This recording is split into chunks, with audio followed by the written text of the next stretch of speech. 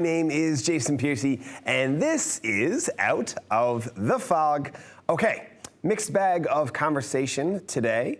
One about Equal Voice NL. Equal Voice NL is an organization with the goal of getting a more diverse gender balance across politics, across our elected officials, municipal, provincial, federal, everywhere. So the co-chairs, Karla and Gillian, are going to sit and have a conversation with me. They're two of probably the smartest people I've ever met in my life. And then after that, we're gonna have a conversation that brings back a whole bunch of memories. Lynn Mcshane, who is the executive director of the Mummers Festival, is going to pop by and chat a little bit about that. Yeah, that thing's been going on for 12 years now, Mummers Festival. I don't know about you guys, but I can remember growing up and getting the bleep scared out of me as a kid when these crazy persons, grunting and groaning, would come into my house and hop all over the floor, wearing clothes that I could not imagine where they came from, and drinking my dad's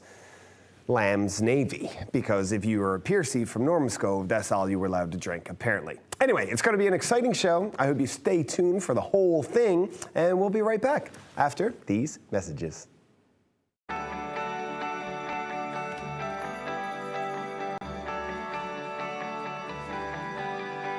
This is Rogers TV.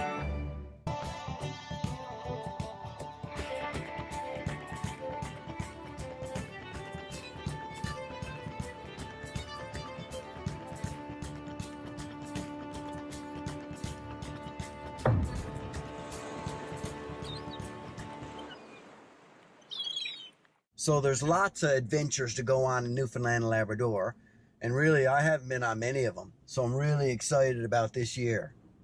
So I'm gonna hit the best west.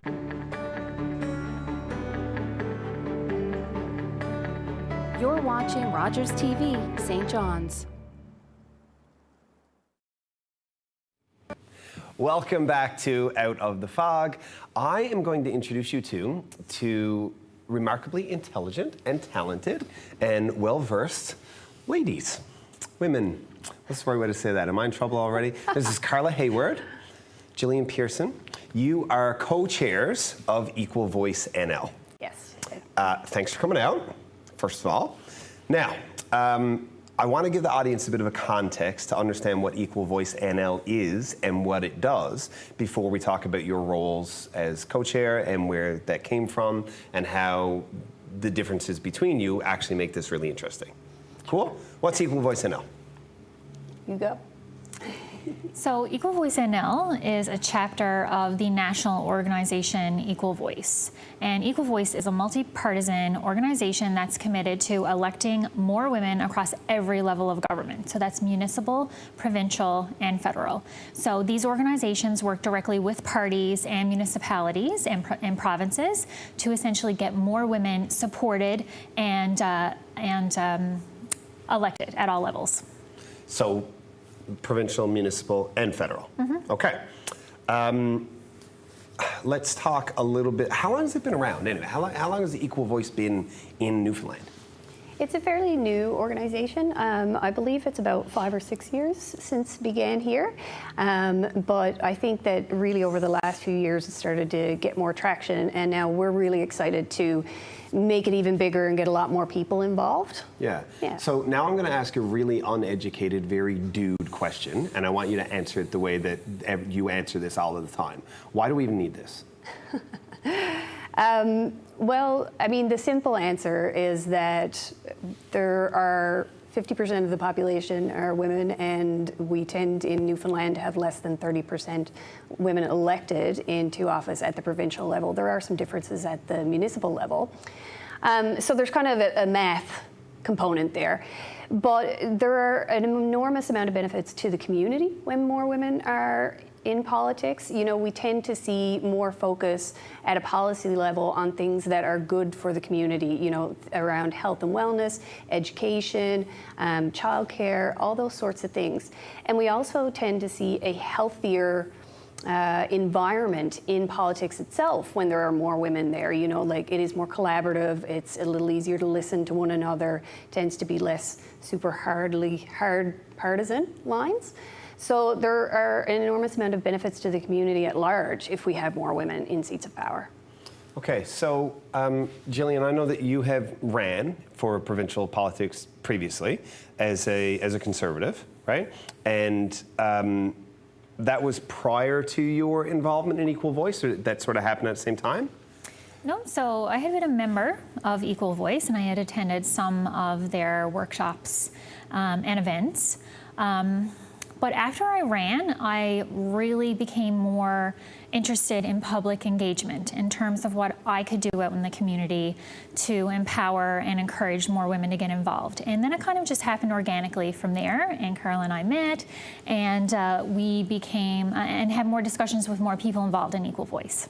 So in our local community, or if you spend any time on social media or on Twitter and you pay attention to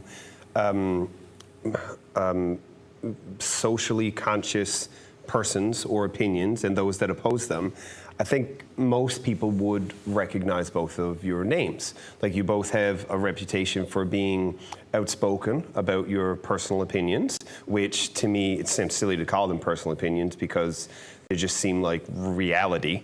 Like, this is just the way everybody should be and think, but there's always opposition against that. It's not all about gender identity in politics. You both have very powerful things to say. Is there anything about that background and that audience that you have each kind of built over your careers that you want to leverage as a part of Equal Voice NL? Like, do you have individual mandates, sort of? I don't think we have individual mandates because one of the things about Jill and I is that we align on all of the things that really matter. So I think the networks that we have built, we both see them as being valuable because they allow us to connect to the greater community, right? Sure. So when we talk about Twitter, even though Twitter feels like the world when you're an active Twitter user, it's still a really small part of the population. And what we want for Equal Voice is for Equal Voice to be in every nook and cranny of the province. You know, we want a much more diverse representation of people that are joining into Equal Voice. And so I think that's where our networks are really going to be valuable to us.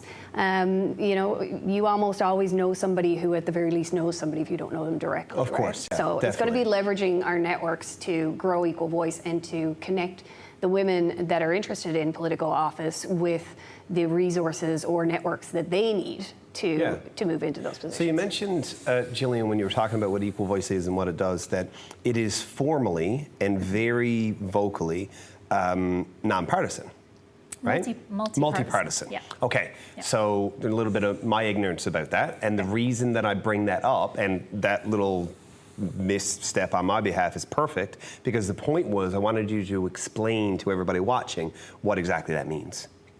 So multi-partisan means recognizing that you can have different preferences and you can align yourself with different political parties or political organizations, but still have a lot of the same overarching goals. So myself and Karla, you know, publicly are aligned with different parties. That doesn't mean that we don't have a lot of the same goals and we aren't interested in advancing more women and marginalized communities in politics generally. So you don't have to hide your affiliations, you don't have to hide your activism. There is room for you in Equal Voice, and we want to make sure that that you can bring your political involvement and you don't have to hide it. So that's sort of like, you mentioned some of the data that suggests that a better balance of gender representation in, say, a House of Assembly can often result in better communication and better collaboration. I mean, is this not just proof of that? Just the fact that Equal Voice NL is exactly that, and that the co-chairs are on total opposite ends of the political sort of spectrum? Well, I mean, I wouldn't say we're on different ends of the political spectrum because, you know, while our affiliations might be different, I think a lot of our politics, small p politics, are exactly the same. You know, the things that are important to us are at the community level about, you know, systemically marginalized communities, things like that. So, but to go back to your bigger question, you know, yes, that's exactly what we need inside Equal Voice, because it's not only about it's not only about that it is multi-partisan and that so anyone can join.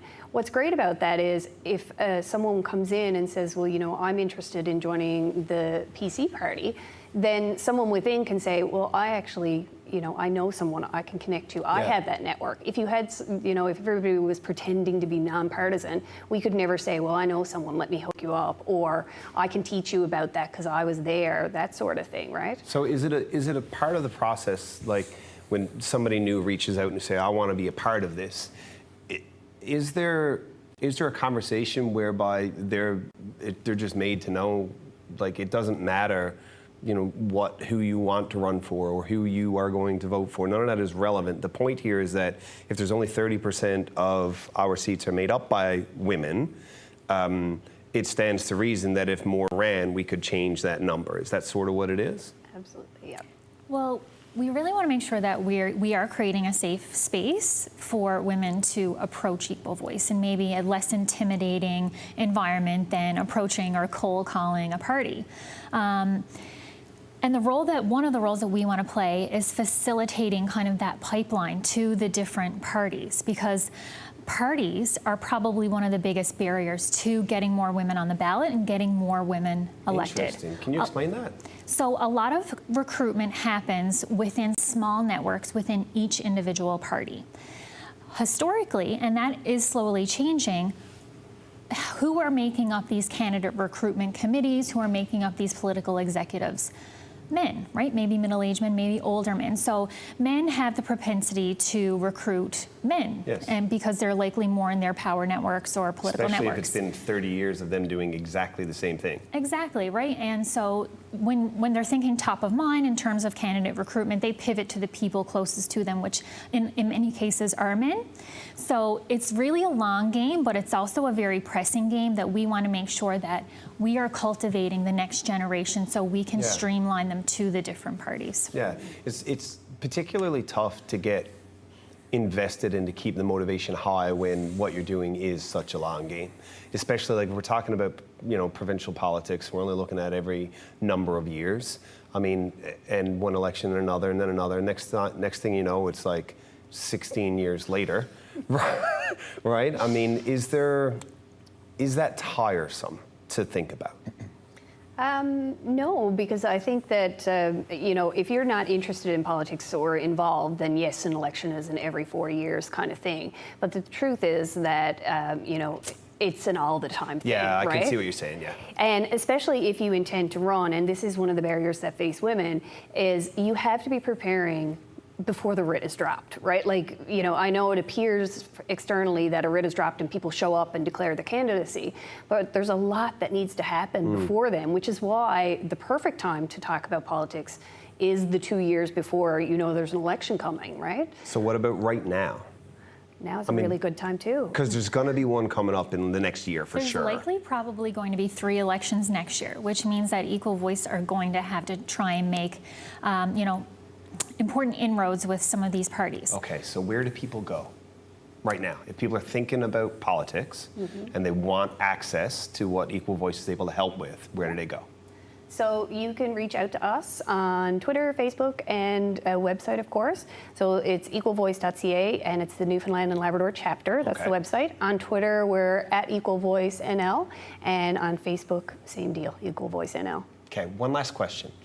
Is there room or space, or maybe those are the wrong words, I'm trying to say it right, in Equal Voice NL for male presence?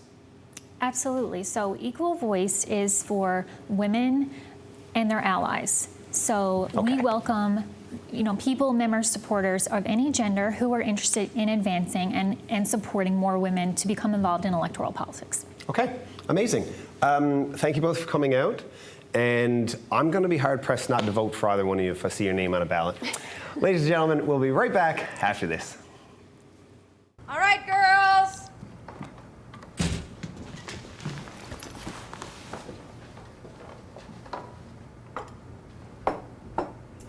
Mom, you said it's played again.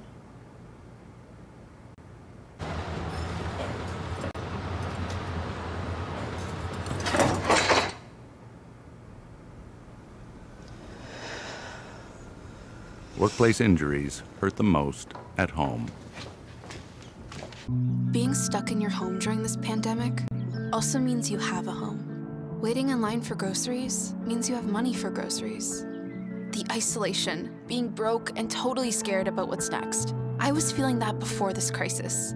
People say we're in this together, but me, I've got no one. Youth who have aged out of the child welfare system are in danger of falling further through the cracks because of today's crisis. They need your support. Please give today at helpyouthnow.ca. Welcome back to Out of the Fog, and now for something completely different. Ladies and gentlemen, this is Lynn Mcshane. Lynn is the Executive Director of the Mummers Festival. So, mummering is a huge cultural thing here for us. So first things first, for anybody out there who's been living under a rock or an uncultured rock for a very long time, what's mummering? Mummering is a very old tradition that has its roots really in kind of Celtic, even pagan traditions. And it's, for Newfoundland in particular, it has kind of originated from Ireland and from parts of the UK.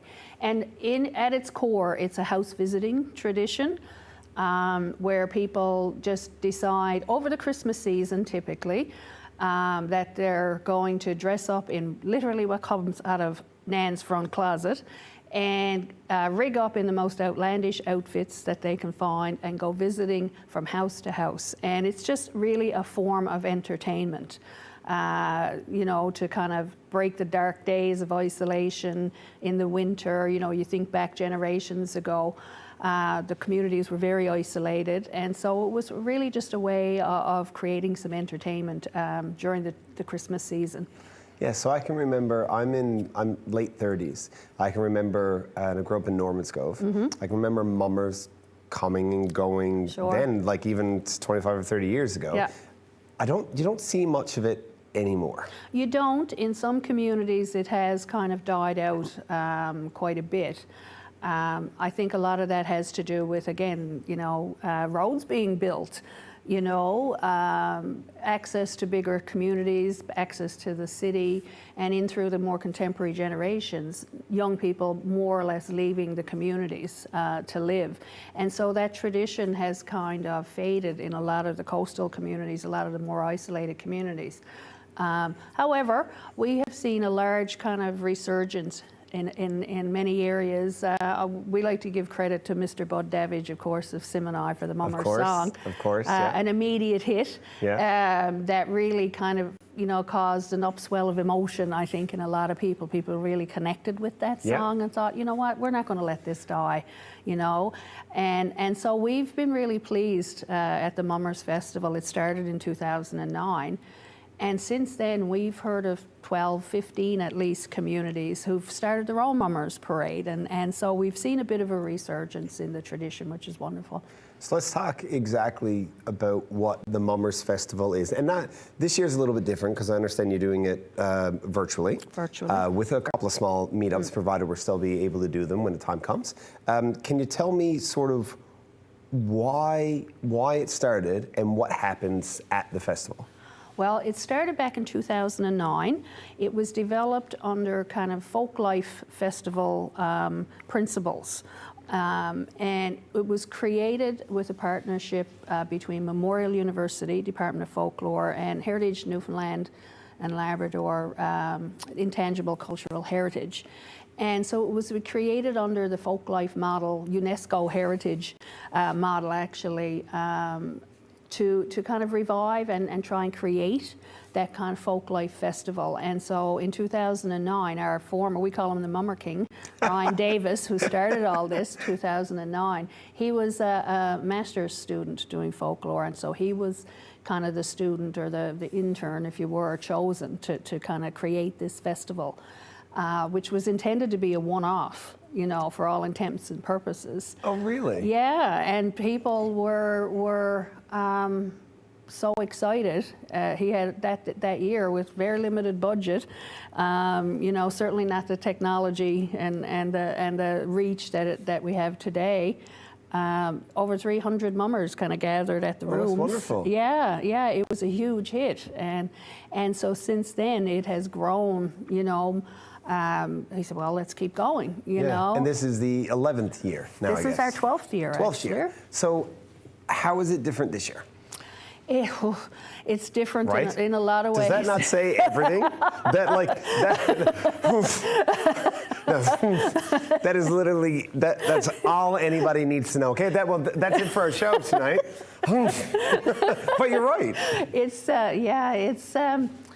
you know, the biggest thing for us, of course, is we're going virtual. We're calling it the first ever virtual edition of the Mummers Festival. And because of the COVID, because of the pandemic restrictions that we have in place, the saddest part for us, of course, is we can't have our traditional Mummers Parade. So we cannot have a cast of thousands marching through the streets of St. John's, as much as we would love to. And, you know, it had been suggested, you know, early as we started to plan, well, maybe we can just kind of keep it to the 100, you know, but there's no way. People know there's mummers roaming the streets. Oh, they'll be around. They, you know, and it's just something that we, you know, for the safety of everybody involved, we just said, you know, we can't do this. So what we've decided to do this year is expanded virtually, and it gives us a platform to actually invite people from everywhere, not just in Newfoundland and Labrador, but across the country, around the world, if they want to be involved. And so all of our talks, we've still got 2 weeks of jam-packed activities planned, and they will go virtual. So we have talks, we have presentations, we have an artist panel, we have concerts. They're all going to be accessible by Zoom and also on Facebook Live. Okay, so where can people go who want to be a part of this, or even to just take it in? So what are the dates, and where can they get like the actual information? Well, the dates of the festival are from November 28th to December 12th, and they can go to our website, mummersfestival.ca, for all the details. And amazing. Yeah, we're in the last week of looking for submissions for our virtual Mummers Parade. Okay, so you need people to go to mummersfestival.ca yes. and say, like, I'm gonna be one of those people who are gonna put on, like, you know, her 42 bra, or that's the line, right? Yeah. And like mitts on your feet. Yep. And okay. So you need people to go to mummersfestival.ca, you see it right here, or Twitter at mummersfestival, and say, I want to submit. And then if you approve them for submission, what happens? So then we were looking for kind of a 30, 40-second video. And we're going to create a big virtual montage. A video montage is the intent. And so we want to see mummers from everywhere. I've already got a great one from Saskatchewan. Oh, really? I've got an awesome one from the Pooch Cove Happy Hour group. And so I want to tell the people on the Southern Shore, if you're watching this, you're going to let Pooch Cove outdo the Southern Shore. Well, I mean, my goodness, you're going to start a brawl. Well, exactly. Where does one go for happy hour in Pooch Cove? I don't know, but I'd like to find out. Send me a link when this is up. I'm gonna have to watch this. So you go online, you upload through our WeTransfer, and it's easy, it's free, and we just want to see people out there shaking their bras and shaking their ugly sticks and making noise, and we're going to link you all together, and we're going to broadcast that on what will be our traditional parade day on December 12th. And are you going to get all geared up? Or oh, what? Of course. Yeah? I'll be geared up for 2 weeks. How come you didn't come dressed now? I mean, if you had, I mean, I could have too. I'm sure producer Perry in there got like an old bra or something I could put on. Don't you, Perry? No? I keep myself under wraps until parade day when we reveal it. So do you like the mythology and the lore behind somebody not knowing who an individual mummer is? That's a big part of the It's fun. a huge part. It's a huge part. I mean, who doesn't like to dress up and be someone else? True. It's also, like, in some ways, super creepy. There are very creepy elements, not going to lie, to the mummers, you know, the mummering tradition. You know, I guess that goes back to the pagan side of it a little bit. Goes back to the pagan, but even, you know, even kind of, I wouldn't say contemporary times in Newfoundland, but in more recent times, there's been dark sides to it, you know, and people, you know, put that mask on and and, you know, tend to get up to maybe a bit of mischief that they really shouldn't be doing. Beating up Nan's floor. Beating up Nan's floor, Shocking. you know. But we, my poor Nan, she loved the mummers. Yeah, she did. But yeah, I mean, and kids, you know, a lot of members on our board even say, I remember being as a kid just terrified of the mummers. Well, super creepy. You know, super creepy. But I mean, I think it's less about people with masks and funny clothes on being scared. It's just everyone's going, yeah, they come in like a crowd of, you know, roving lunatics, you know, and they don't even knock most of the time. You just open the door. At least where my family's from, they just show up. So. Somebody says, any mummers loading? Yeah. Anyway, Lynn Mcshane, thank you very, very much. From the 28th to the 12th, go to mummersfestival.ca, and we will be right back after this. Call the Rogers TV viewer response line, email us, or connect with us on social media. And welcome back to Out of the Fog. So, I particularly enjoyed both of these conversations. One with Equal Voice NL, I like that because the truth is you can't fix problems with the same thinking that created them. And I know that might seem like a really big, hierarchical, philosophical way to talk about it, but if we had a bunch of rich old white dudes creating our problems, I mean, maybe we should ask somebody else their thoughts on maybe fixing them. Now, mummers, a little dark, but very interesting and very entertaining, and it was nice to have that conversation with Lynn. 28th to December 2nd, go to mummersfestival.ca. You can submit your own thing, and it'll show up there, and you know you're gonna use that sim in iTunes. Oh, it's gonna be so good. Thank you so much for watching, and I'm gonna have some water, and I'll see you next Tuesday. Cheers.